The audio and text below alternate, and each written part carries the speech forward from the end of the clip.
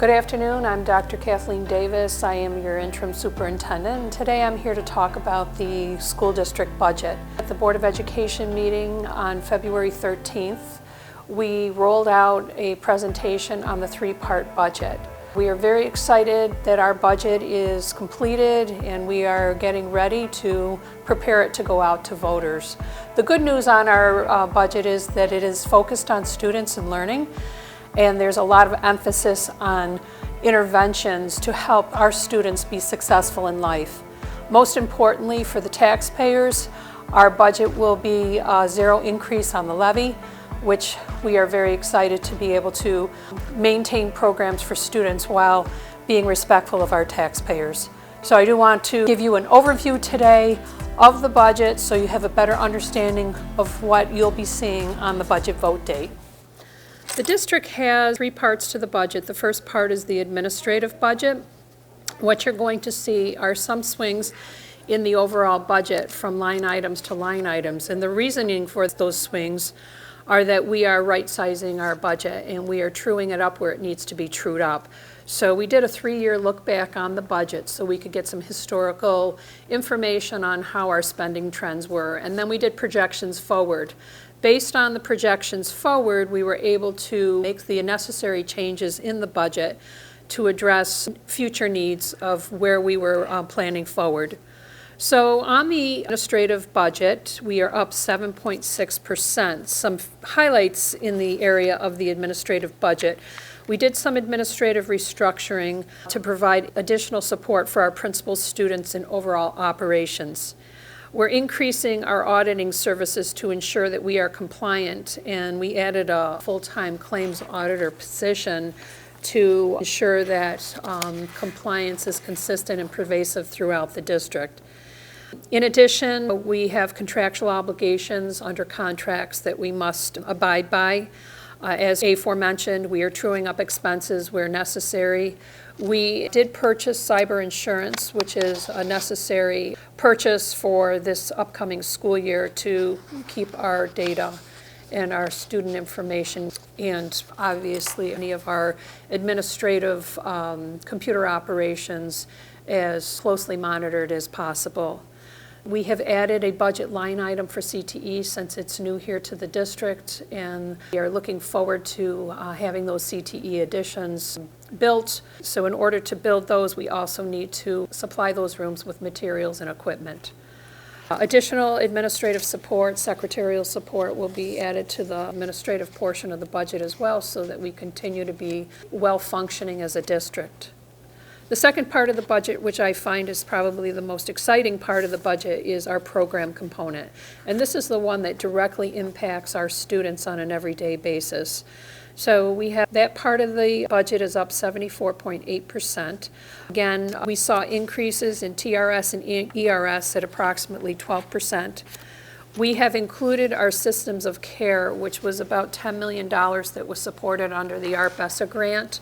And now that those grants are ending end of this school year, we are including them in the budget. But the good news is they will be under a BOCES line item, so we'll realize our BOCES aid the following year, which is approximately 89%. This budget is reflective of 51 new instructional positions. We also are including a router, a dispatcher, a 19A trainer. We have a high need for a nurse manager, so we are looking for a nurse manager. We have 13 schools, and the oversight of our students' health and well-being is of utmost importance.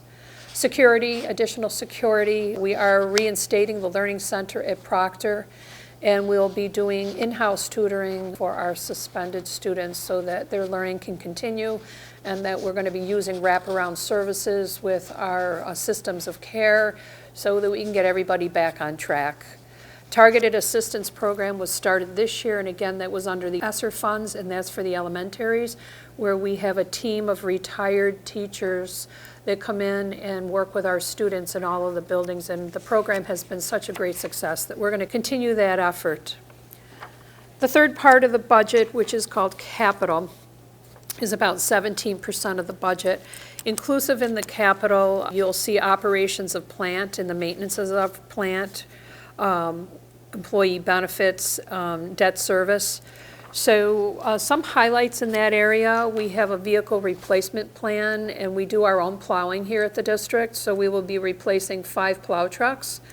We'll be implementing 8 outdoor learning centers or playgrounds at our buildings, which by the end of next year, all of our schools will have great outdoor learning spaces for our children. We are truing up the maintenance budget. The upkeep of 13 buildings is quite a challenge, so we do have to true that up so that we can ensure that our properties are well maintained and safe for our students and our staff. Again, our 3-part budget is reflective of 18% capital, approximately 7% administrative, and 75% program. So the program component of the budget is the largest portion of our budget, which speaks to what we're here for, and that's for teaching students and ensuring that they have a bright future. Budget summary, our total budget is $266,454,264, which is a 9.5% increase. Baked into that budget, we have the $10 million systems of care, which I had mentioned before. Those are all of our ICANN services, Safe School Services, HMJ, and those will be BOCES aided, so we'll get approximately 89% aid on those services.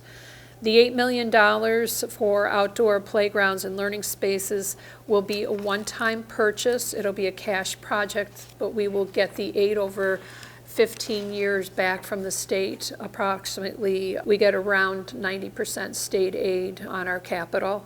And $2 million for our hillside services, which support our student learners. And again, that will be BOCES aidable at about approximately 89%. The vehicle replacement plan is $740,000, which again is going to be a cash one-time expenditure.